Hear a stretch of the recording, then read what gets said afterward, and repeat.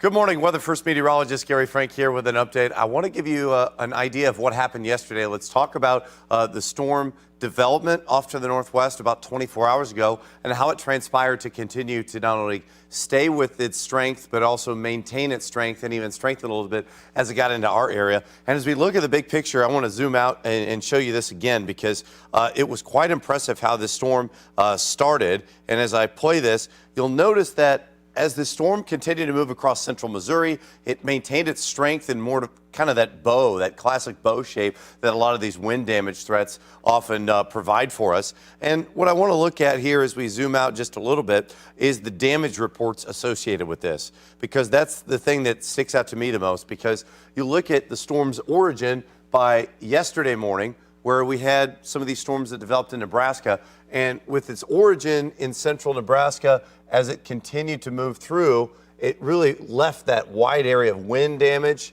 not only wind damage, but wind gusts over 60 miles an hour. And then you really started to see damage from Columbia all the way through St. Louis and into the Metro East.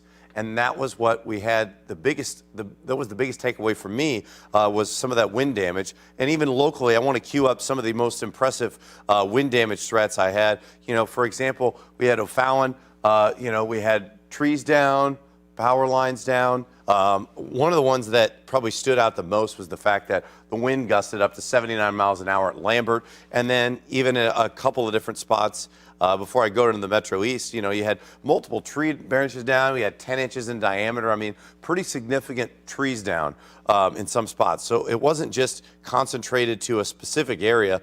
Of course, in areas in West County, didn't quite see the significant wind damage. But I'll tell you what, Belleville, these are a few spots where we really saw not only significant wind at 64 to even 73 mile an hour wind, but also some trees down, 12-inch diameter tree limbs down at 424. Those are the spots that were most impacted by that storm. And specifically in the Metro East, one thing that you probably noticed was the tornado sirens went off. And when you hear the sirens, you think tornado, but this was not a tornado. But so what was it specifically?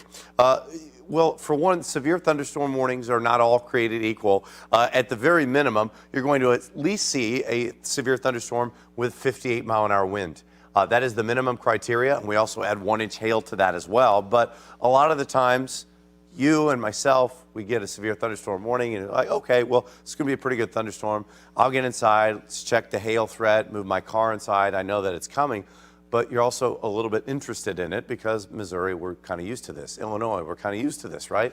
But these were created a little differently. So we hear the term derecho thrown around a little bit sometimes. I want to say, what is a derecho? Well, it's a swath of wind damage of at least 400 miles. It's at least 60 miles wide, and it includes wind gusts of at least 58 miles an hour through most of its duration. So we saw a lot of that, and several well-separated 75-plus mile an hour wind gusts. And you saw one of them was at Lambert. And even if I go ahead and load this and pause it at one specific spot, you look at some of the areas. Let me just go ahead and measure where that is from, say, about North Platte all the way here.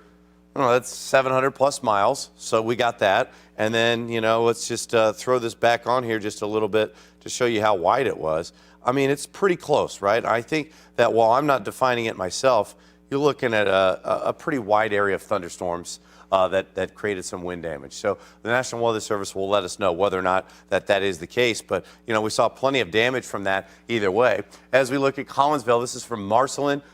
There's one of those trees that were split. One of the issues. We also saw this from Sarah in Lebanon, Illinois, where we had tree down on a mailbox. There are multiple reports of this. We have a lot of photos and videos. So once again, it was a significant rain for others as we had upwards of 3, 4, 5 inches of rain in some cases.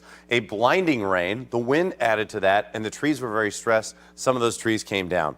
These were shared from our Weather Watchers page, 5 on Your Side Weather Watchers group on Facebook. Thanks so much for sharing that. I do want to keep you posted about what's going on the rest of the day.